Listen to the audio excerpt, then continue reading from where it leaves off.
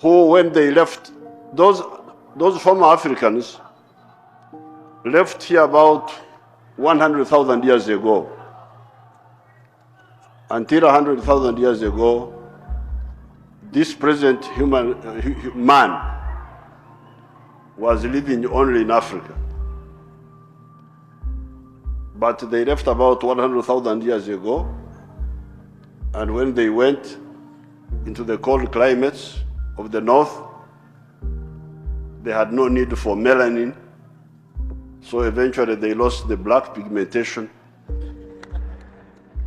And that's how you get all these different colors. The yellow, the Chinese, the whites, the Europeans, the brown, the Indians. And the Chinese had to adapt more specifically to their climate there, to have small eyes.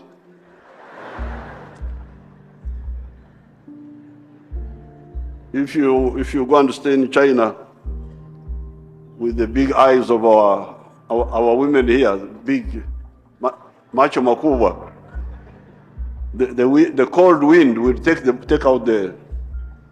After a long period, you may not survive. So therefore, Africa, it's a long story, but I'm just touching on the main points. Africa is the origin of man. Africa is the pioneer for civilization. Civilization started here. The Egyptian civilization 5,000 years ago was here in Africa. Then later on, civilization spread to Greece, to Rome, and so on. Africa is the one which protected the modern religions at some crucial points. If you remember the story in the Bible of the children of Jacob who sold their brother Joseph into slavery, and then when there was a famine in Palestine, all the children of Jacob came and joined their half-brother Joseph in Egypt, and they were able to survive. And they stayed there for many years until later on they were rescued by Moses. So again, you have Africa saving those people at a crucial point. When Jesus was born, you remember, the King Herod ordered that all the young children should be killed because he was worried, because somebody had told him that a new king had been born. So Herod said, kill all the children of such an age. Where does Joseph and Mary, where do they take Jesus? They hide him in Egypt until the danger is over. That is Africa.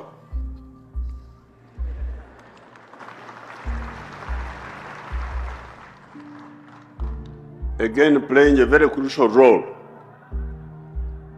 Much later, when Muhammad had problems with his Arabs, they wanted to kill him. Where does Muhammad run to? Ethiopia.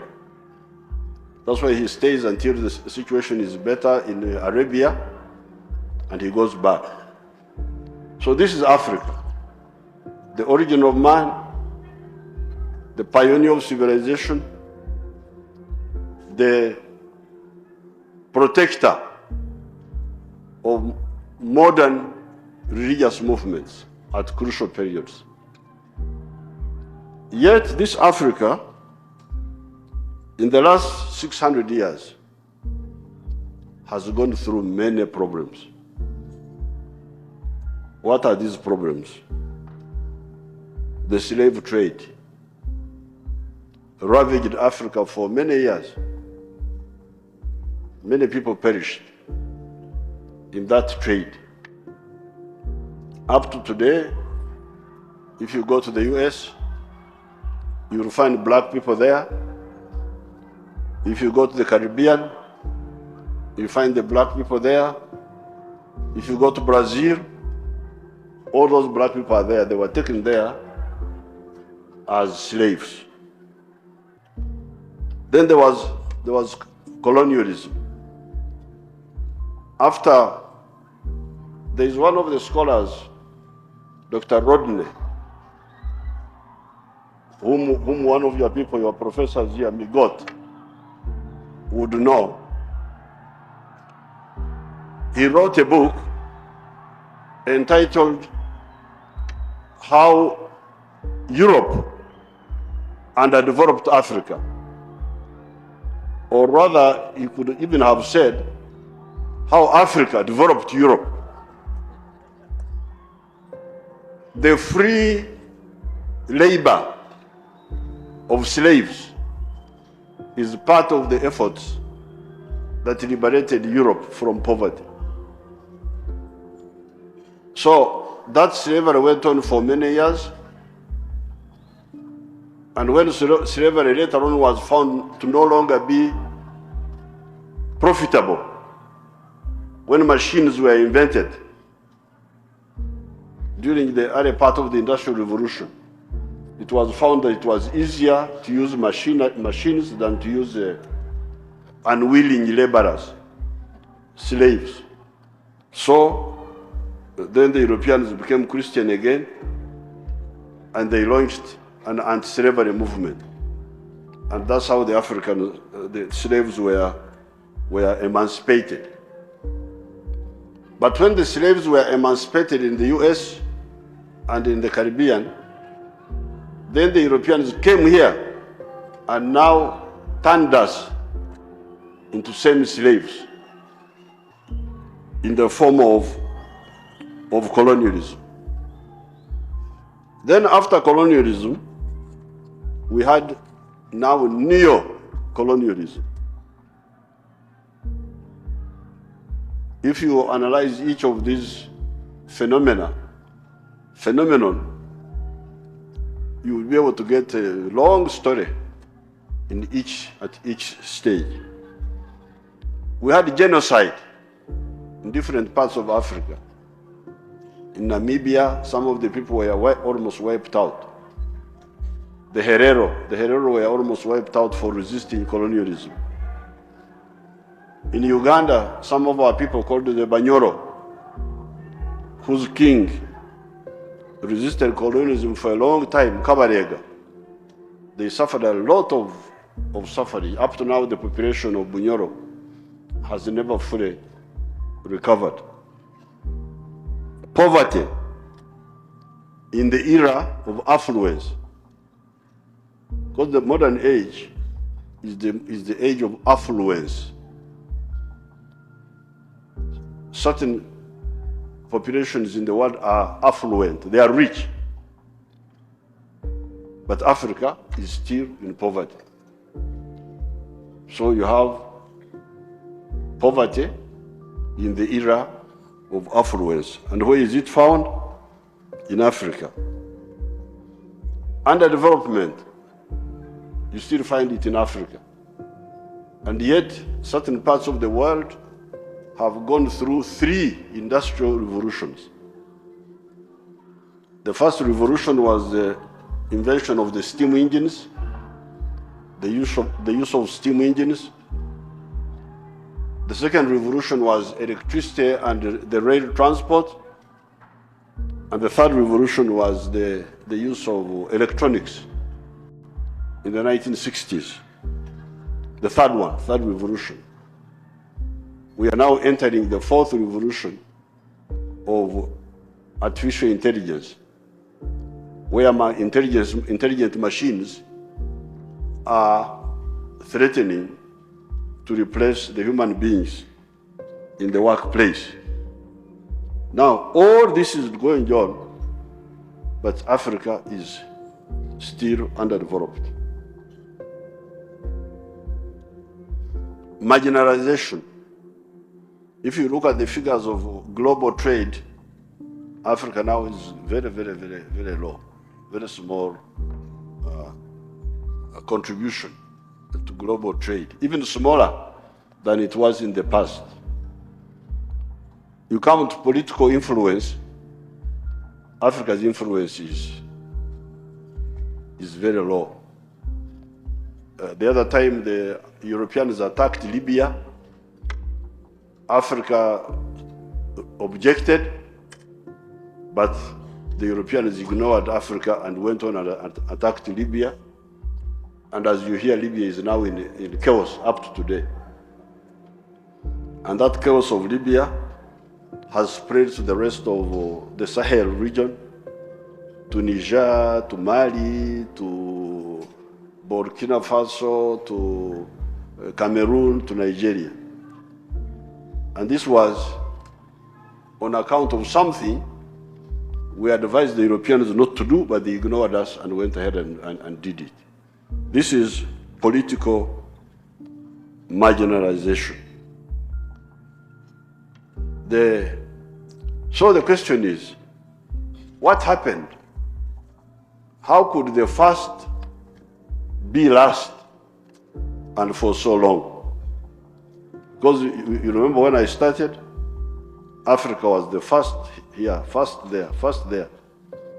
Then somehow, 600 years ago, we started getting all these calamities, and we are still going through the same calamities. Now, the story of Africa is a long one. I don't have time to go through all of it. But fortunately, I'm in the bad habit of writing, and I have written about all this. For instance, how is it that Africa has lagged behind other continents for so long? Now for 600 years, Africa is lagging behind. There are reasons why this happened, but we don't have time to go through them.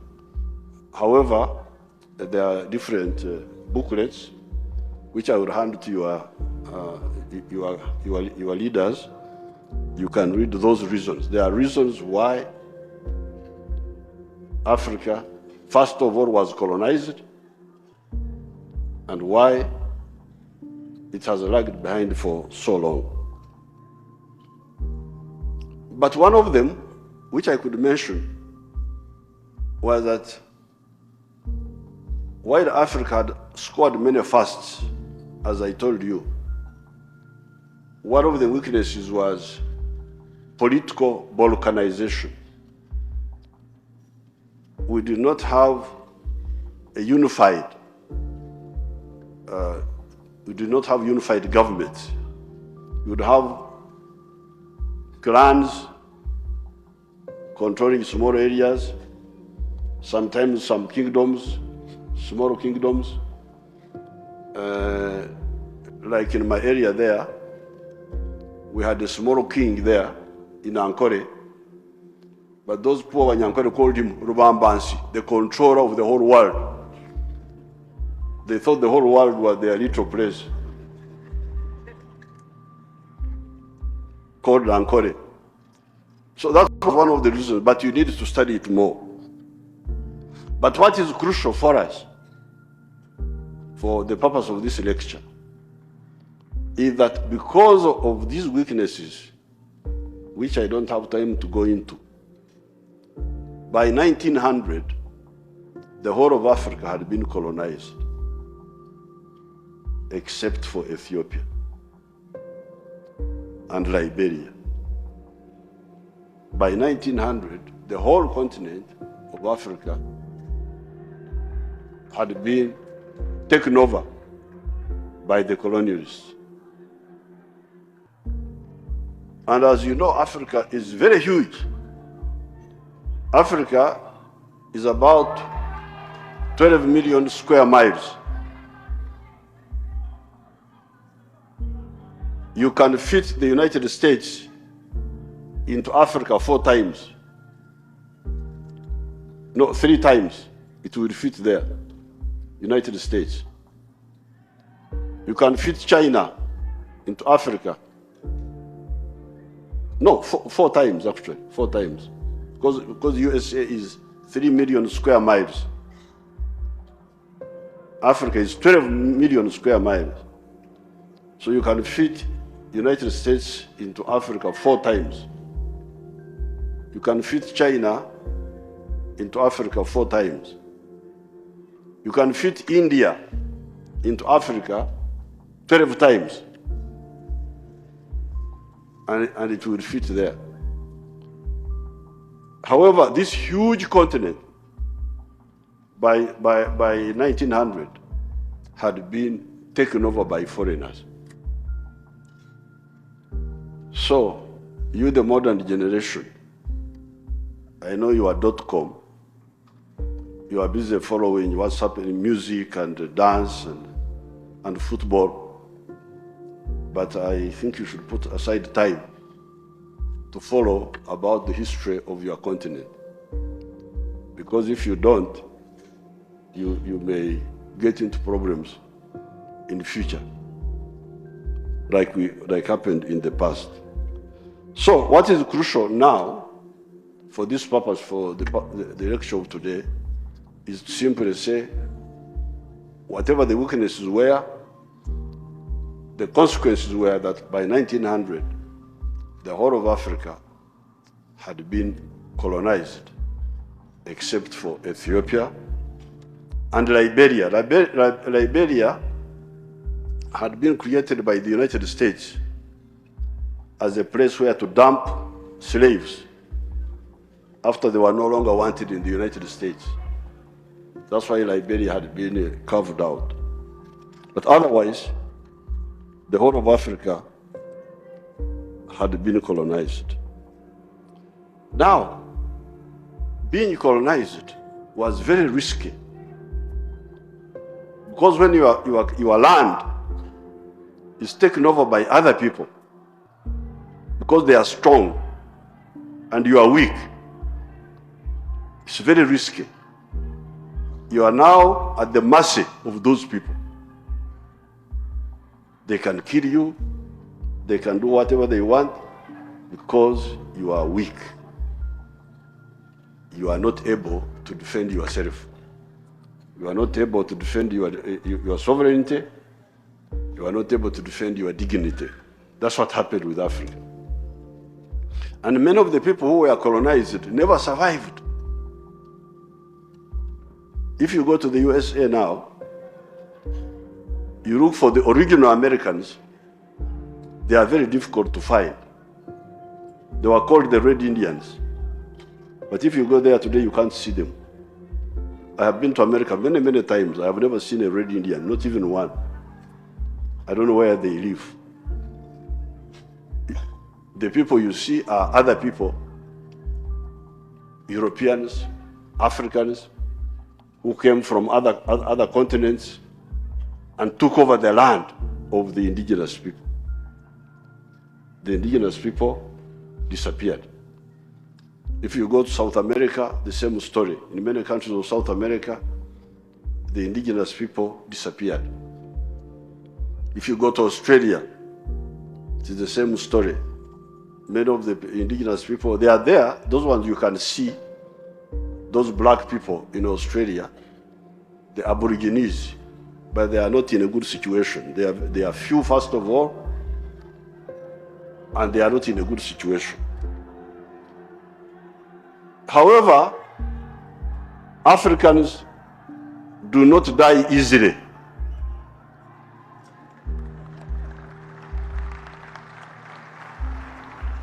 This is one good quality of the Africans. They have got all sorts of problems, but dying, they don't die easily. So the Africans were able to survive the horror of colonialism. And we were able to survive, as I told you, mainly because we are very resilient. We have got very strong genes, but we have also got an advanced civilization. Because one of the reasons why we survived, and the Red Indians could not survive, because part of the problem for the American Indians, why they died in big numbers, was that they could not resist the diseases the Europeans brought. Many of them died from the diseases caused by the Europeans.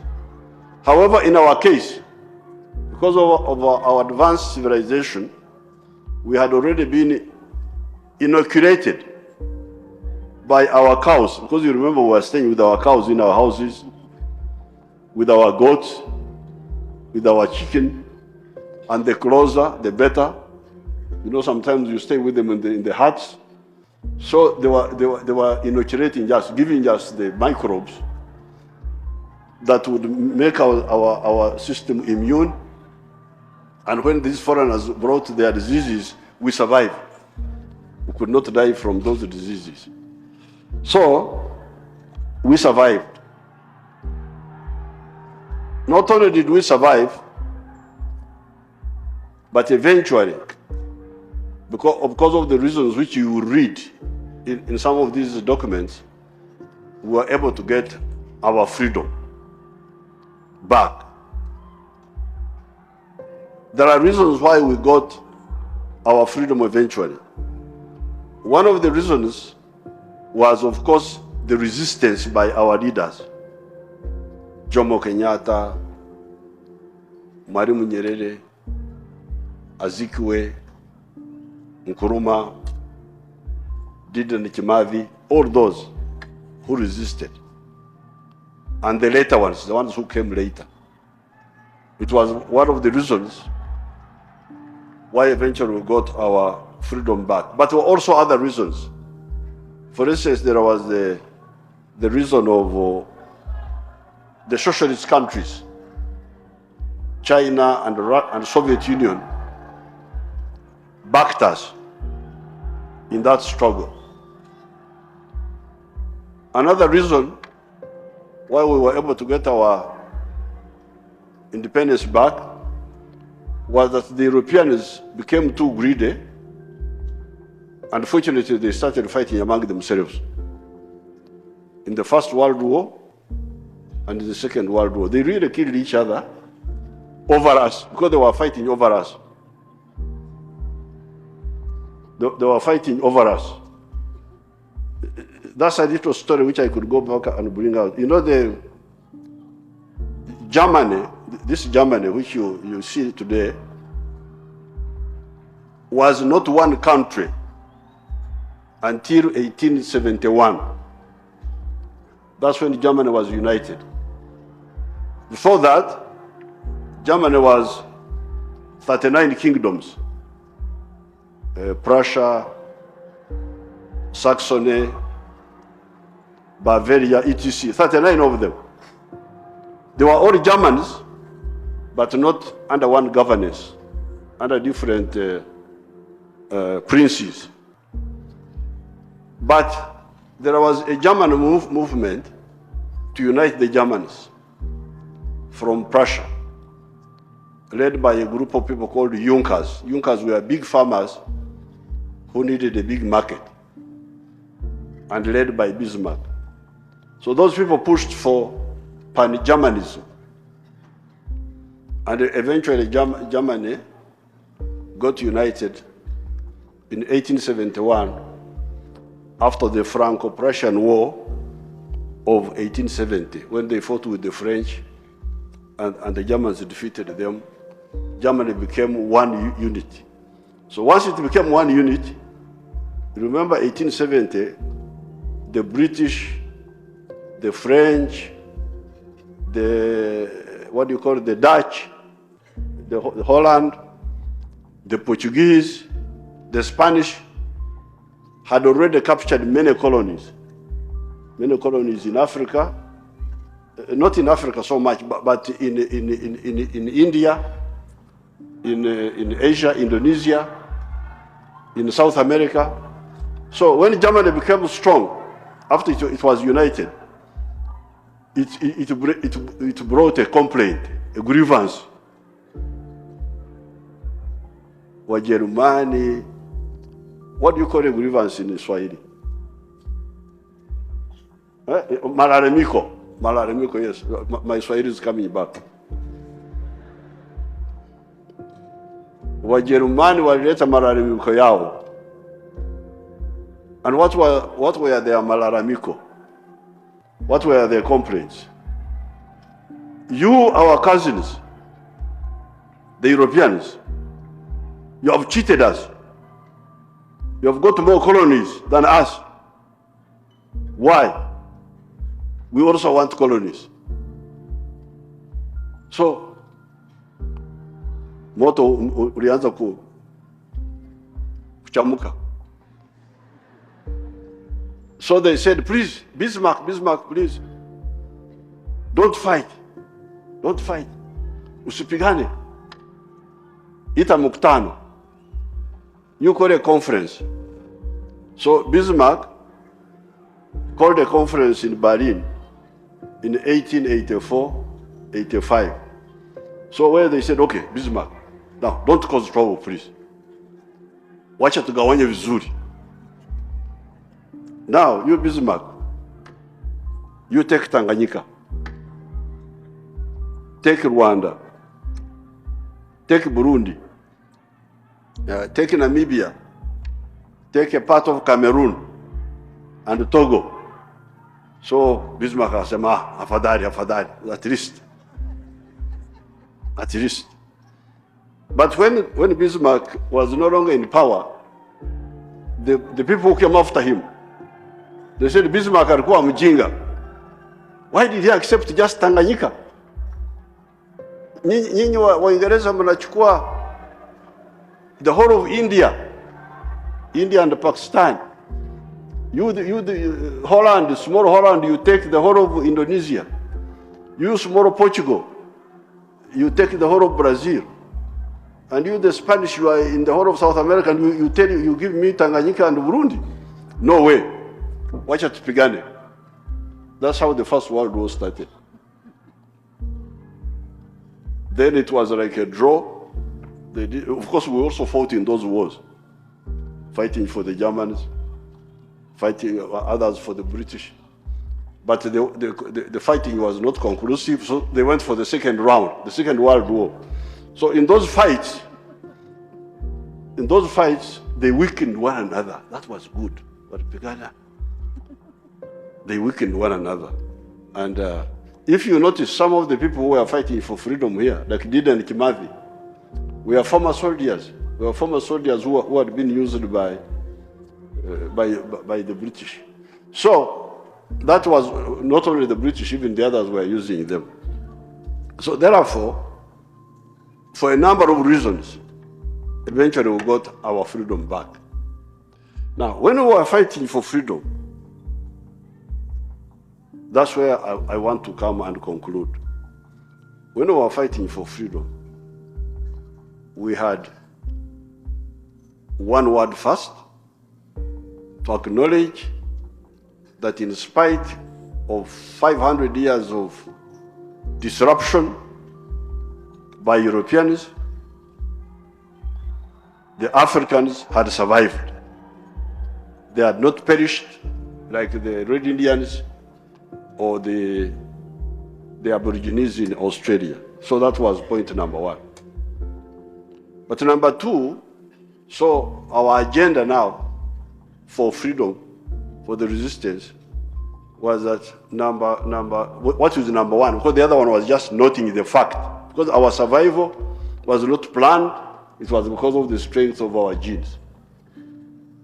So nobody can claim that except our heritage, our culture. But for the freedom fighters, 5 words. Number one, we are to regain our independence. So, independence. The foreigners go away. The other day, I was happy to ride in a train from Mombasa up to Nairobi here. And the train was given a good name called Madaraka. It's a train from self-determination. Self-determination has produced a modern train to replace the old colonial one. So, number one, independence. That was part of our elders' agenda, like Jomo Kenyatta. They were fighting for independence. Number two, democracy. Remember, the Africans had never had democracy, even under the chiefs. Because under the chiefs, we had no democracy. Under the colonialists, we had no democracy. So, we were therefore, the second point in our struggle, our elders' struggle, was for democracy. One person, one vote, by secret ballot, at regular intervals.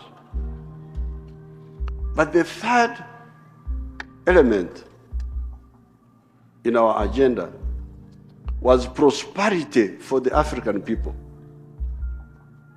Remember this?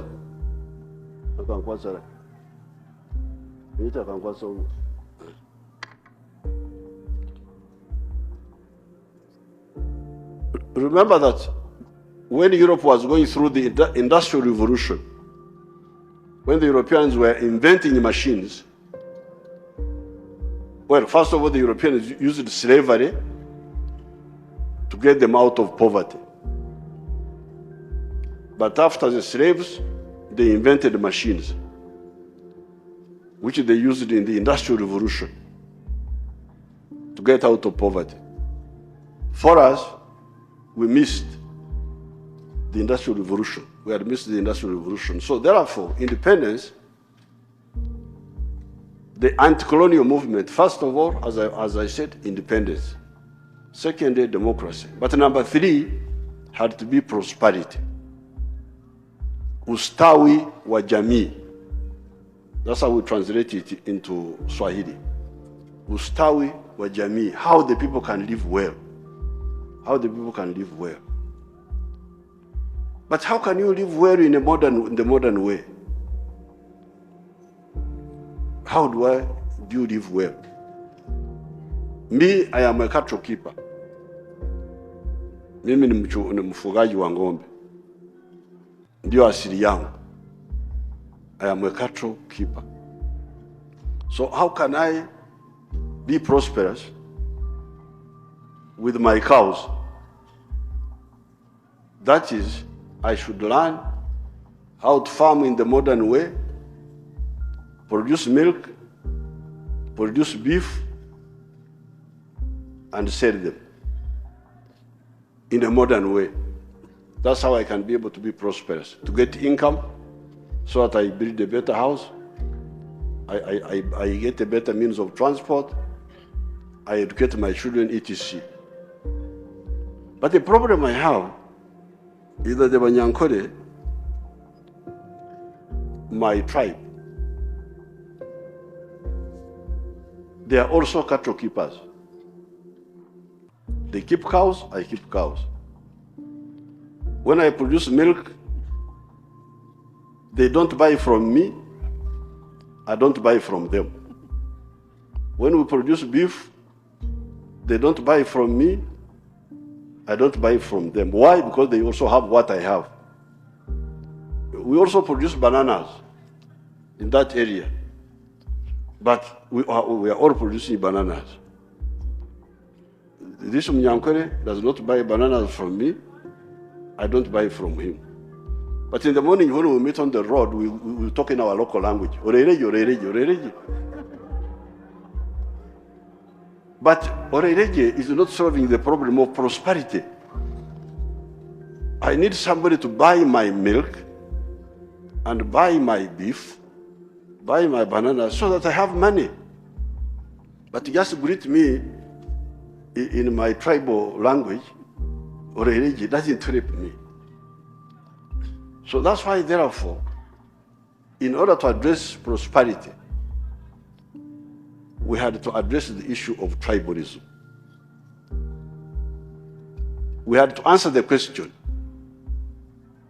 what is more important? Identity or interests? What is more important? Asili au maslahi in Swahili, if you want to put it in Swahili. You can say, asili yangu mimi ni Munyankore. Asante sana.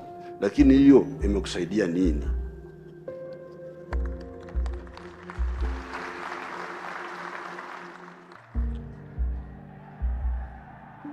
Imekusaidia nini juu ya ustawi wa jamii? That's why, therefore, we in Uganda, because when we got independence, the question of the agenda was totally mixed up. People were not prepared.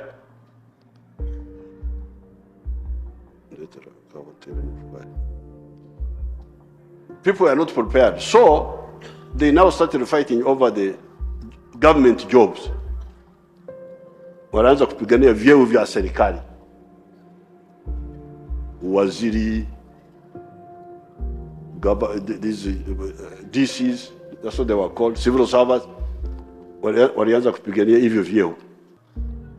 And in order to fight for those, they formed parties based on identity. Vyama ambavyo vimesimama kwenye asili, identity. In particular, we had 3 parties. One party was for the Catholics, called DP, Democratic Party. Another party was for the Protestants, called UPC. The one of Obote, because stupid things. Catholic Protestants, what does that have to do with politics? Lakini kwa sababu mtu hana cha kusema, he's not prepared. He has not, because remember, ideology is like medicine. You've got a faculty of medicine here. You must diagnose the sickness of the patient. It is the diagnosis which gives you the prescription. If you diagnose wrongly, then the patient will never be cured, because the prescription will be wrong. So we had to diagnose what were the problems of Africa. What were they? That's why our answer was, number 1, independence. Let's get our freedom back. Number 2, democracy. But number 3, ustawi wa jamii. Prosperity. But how do you get prosperity? That's how people got lost. They now said, now, for me to be prosperous, I organize a party based on identity.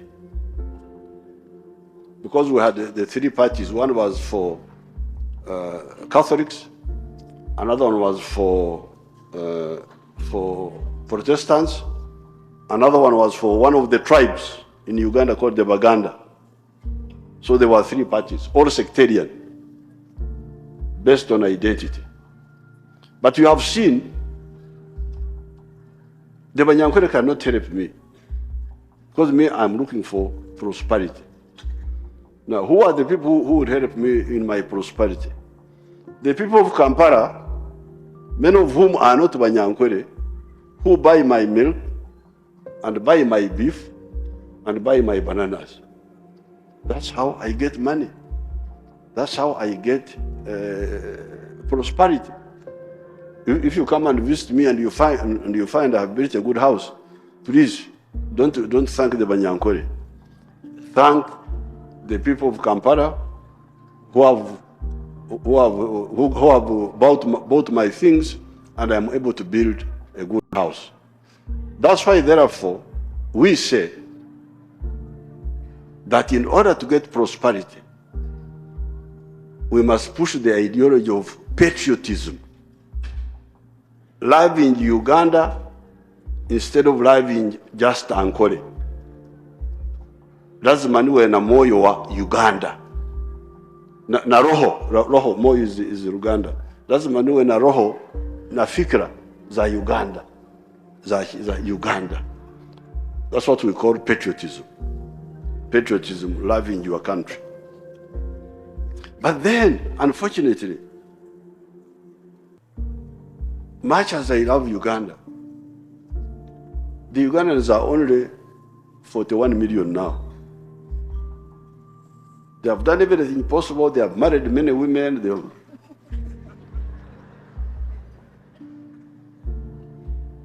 But they are now only 41 million. And in my line of production of milk, we were not producing milk in the past, but we are now producing 2.7 billion liters of milk. The Ugandans are drinking only 800 million. So there is a surplus already of 1.9 billion liters of milk. So Uganda, although it has tried to help me in my prosperity, is not enough to sustain my prosperity, because the production is much bigger than this demand. That's why, therefore, we say, no. We must think Pan-Africanist. We must think in a Pan-African way. We must work for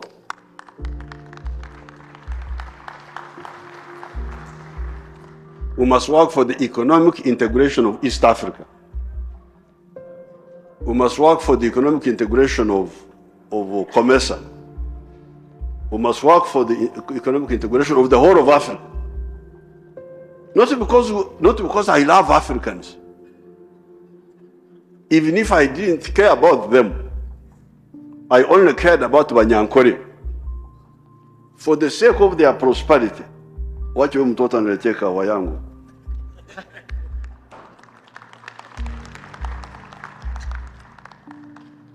Don't worry about coffee. Coffee can go very well with the speech.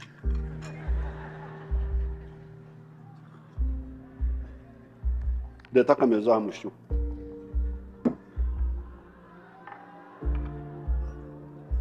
Thank you. So, in order to ensure the prosperity of our people, we had to work for the economic integration of East Africa, of Africa. It's really amazing how people can be blind. You take a country like India, or even China. Let's start with China. China has got a land area of 3 million square miles. It has got a population of 1.3 billion. So they have got a big internal market of 1.3 billion people. However, that internal market is not enough. That's why China is dying to export to the US. You have seen the war between the US and China. Wanagombana. You are selling more to me than I'm selling to you. So you can see China with an internal sure market of 1.3 billion. In order to ensure the prosperity of its people, that internal market is not enough. They still need the market of America, they need the market of Africa, they need the market of other places for their people to be prosperous. Lakini sisi hapa Afrika, mimi nakuwa pale Uganda na watu wangu 41 milioni. Natosheka sana. I think I have arrived.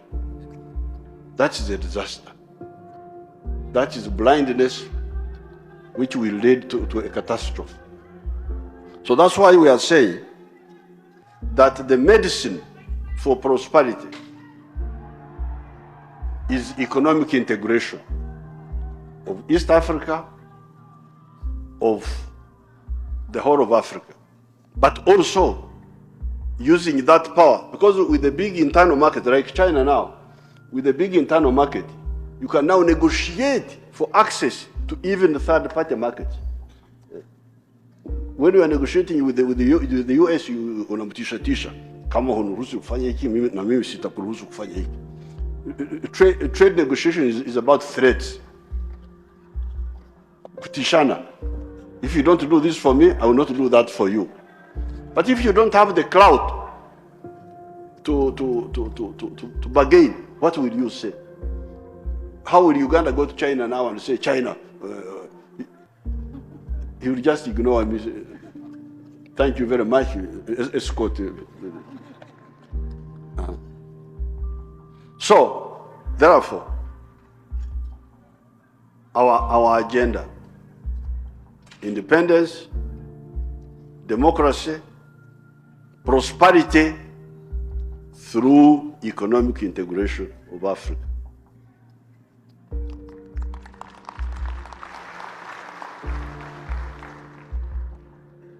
But there is another issue, which is number 4, security. How can Africa be secure? How can we be sure that Africa will never be colonized again? When we started this issue, we found that economic integration is not enough. Yes, economic integration will help us to develop economically. However, even when you develop economically and you modernize, you may not be secure globally. What examples do we have? In the Second World War, the first victims of aggression from Germany were the highly developed countries of Holland, of Belgium, of Denmark, of Norway. Even France was captured, of Poland. All those countries were developed, but they were not secure. They turned out not to be secure. Even today, you can get a country like Israel. Israel is highly advanced technologically. It is a technological superpower, but as you see normally, it has got the backing of the US. The US has always come in, threaten Iran, threaten this, threaten this. Yeah. So the modernization of Israel is not enough to guarantee its security in that corner of the world, which has got a lot of issues. You look at South Korea. South Korea is a very developed country, technologically. But up to now, American troops are in South Korea because, and the American fleet is in the ocean, guaranteeing the freedom, the security of South Korea, because that is a dangerous corner of the world to be in. It is not a place where the weak are welcome. So, and to make matters worse, you hear some of the people like our relatives, the Americans, because you know the Americans are our relatives. There are many black people there, and one of them was president recently, and I heard that he came from nearby here. So the Americans, they talk of 4-dimensional superiority. four-dimensional superiority, meaning they want to be superior on land, in land army, want to be superior in the air force, want to be superior at sea, navy. They want also to be superior in space, in the skies, in the heavens. So the question then is, where does that leave Africa? Where does that leave Africa? That's why we say, can Uganda, even if Uganda develops, because Uganda is developing, it will become a developed country. But can Uganda go to space, even when it is developed? Can we afford it? We cannot afford it. So therefore, that's why we bring in a fourth word: political integration. The answer for security is political integration. Specifically, the Federation of East Africa. Some of our leaders at independence were talking of the federation. You can bring those papers.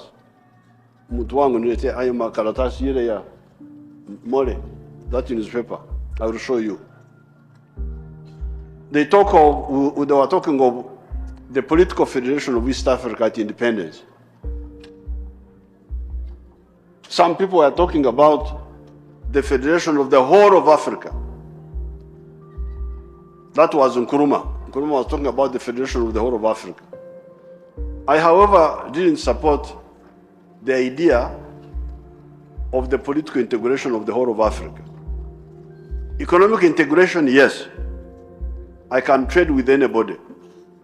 I can trade with anybody from Egypt, from Morocco, from where? Because trade is trade. He said to me, I also said to him, that's good. But political integration must be among people who are close, who are either similar or compatible. I don't want to be together with somebody with whom I'm not compatible or I'm not similar.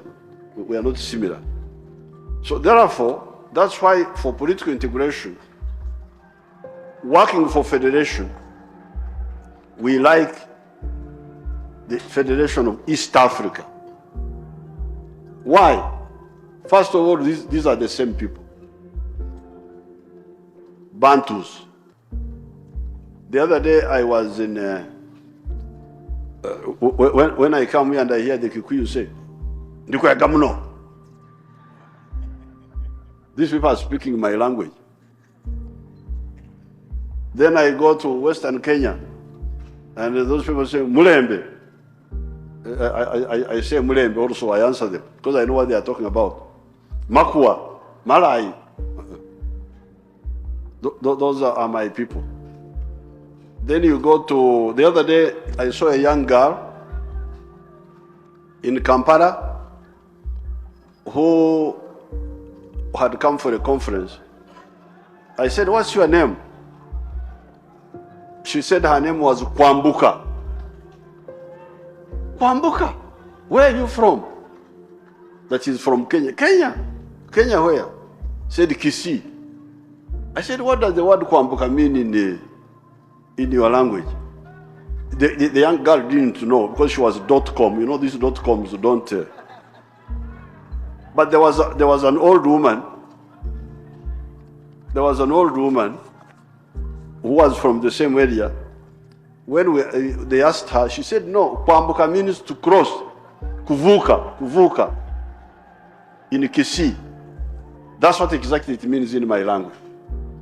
So you have these Bantus. You have the Ateso in Uganda. You have the Ateso here. You have the Turkana in Uganda with the Karamojong on the other side. The other day I met the Minister Munyes and I greeted him in Karamojong, Mata, Alakaranoi, a joke. So these are the same people. But above all, we have the neutral language of Swahili. The neutral language of Swahili. The Europeans in the European Union are stuck. You can see the European Union is now having problems. They cannot unite beyond where they have reached now, because they have got rivalry of languages. Which language will you speak in the European Union? Are you going to speak German? If you speak German, how about French?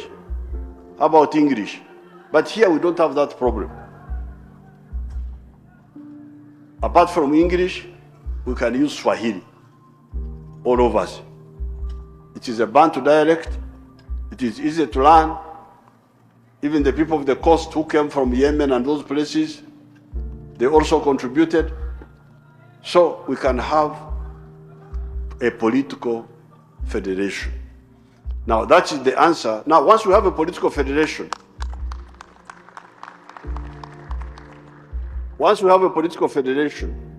then we have East Africa now can be able to send, after some time, can be able to send satellite in space and ask the Americans, what are you doing here?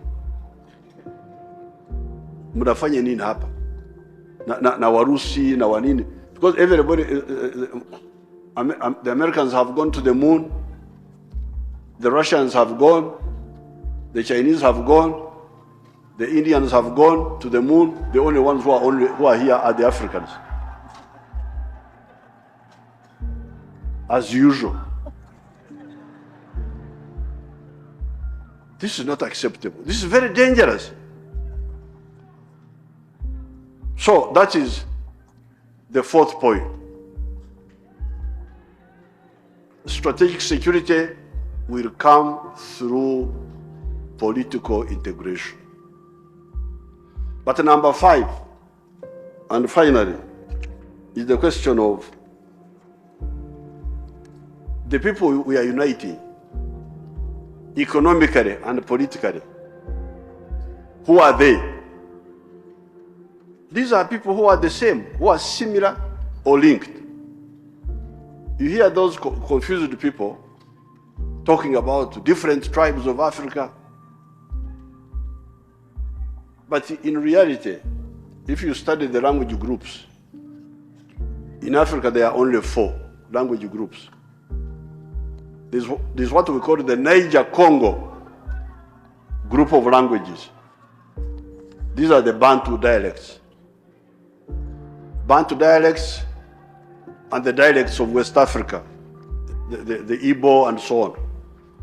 These are all, they are put in the Niger-Congo group of languages. That's why I can pick words from all these Bantu dialects all the way up to South Africa. Then you have the Nilo-Saharan.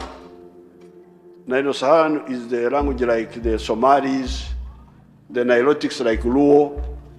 They are in that group. Then you have the Afro-Asiatic, Arabic, and some of the languages in northern Ethiopia. Then finally you have the Khoisan language in southern Africa. So the people who are trying to unite are actually people who are either, but even between the Niger-Congo and, for instance, the Nilotic language, you have linkages. Like in Uganda, you can have linkages between the Acholi and the Bantu dialects. The Somalis, when I was in Somalia, I asked them, I said, what do you call a cow? The Somalis call a cow sa. In Uganda, the cow dung. And that's why I normally tell the Swahili speakers, lazima muje bara tuwasaidie na maneno zaidi, kwa sababu in Swahili Some of the words are not there. I don't know what the Swahili is called cow dung. Unasema mavi ya ng'ombe. Oh, that's terrible. Because we the cattle keepers, don't call the droppings of a cow mavi. We don't call it mavi. Mavi ni ya watu, sio ya ng'ombe. We have a word for droppings of the cow, the droppings of the goat, droppings of the chicken, different words. Kurebara, we have got different words. Now, the word for the cow dung in our language is sa, obusa. Obusa, amasa, exactly what the Somalis call the cow. So you can see the linkages. So therefore, the people we are uniting are people who are either similar or linked. So therefore, the fifth word is fraternity. Fraternity. Exploit the fraternity of Africa to build our strength. Therefore, the 5 words: independence, democracy, prosperity through economic integration, strategic security through political integration, all this on the basis of fraternity. These are my 5 words which brought me here.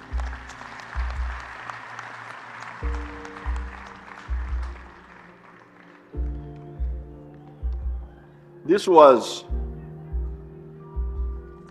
the Uganda August. This was the paper of Uganda of June 6th, 1963. You have the picture of Mwalimu Nyerere, of Milton Obote, and Mzee Kenyatta.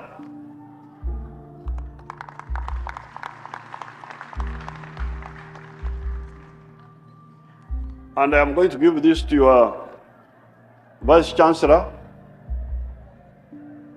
And the headline here was Federation this year.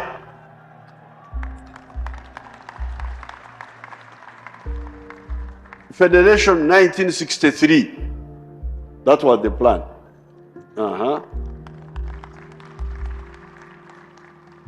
But unfortunately, some of the people developed cold feet, and we missed that opportunity.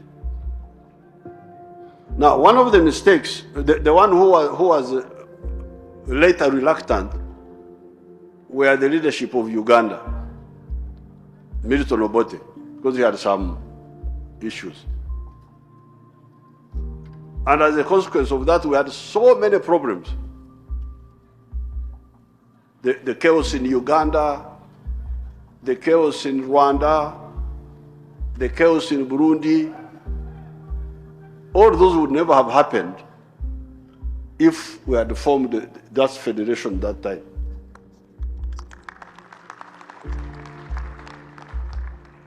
Because now, you can see a problem like in Somalia. That problem can be solved. But because we are not allowed by law, international law, to go there because this is another country, we can't do anything. We just watch. If you try to go there, you are interfering in the internal affairs of another country.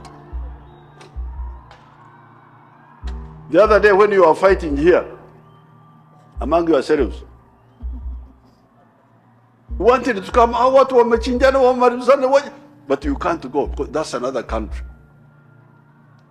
So, the mistake in 1963 was that we allowed Uganda, which had problems within their leadership, to veto the idea of the East African Federation.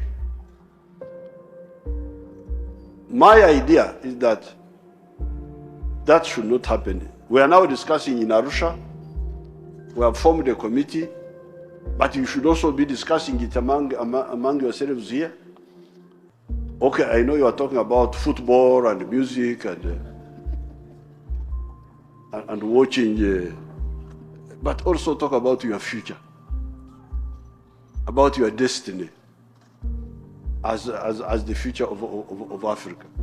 So on the issue of economic or political federation, one of the options should be, if some of the members are not yet ready for some reason, then let those which are ready go ahead, rather than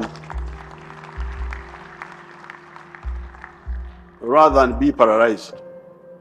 Because in my language, we say, the one who waits when you are hunting an animal, and you wait for the whole animal to come out of the bush, you may end up spearing the spear, the tail.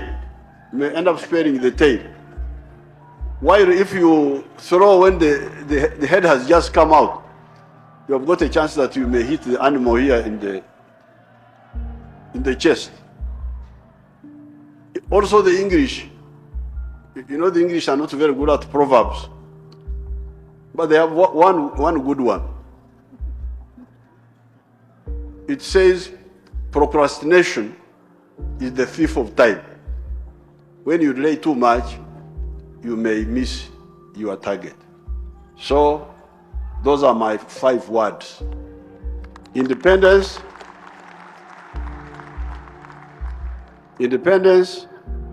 democracy, prosperity through economic integration, strategic security through political integration where possible, and finally, all this around fraternity. I thank you and I wish you good luck.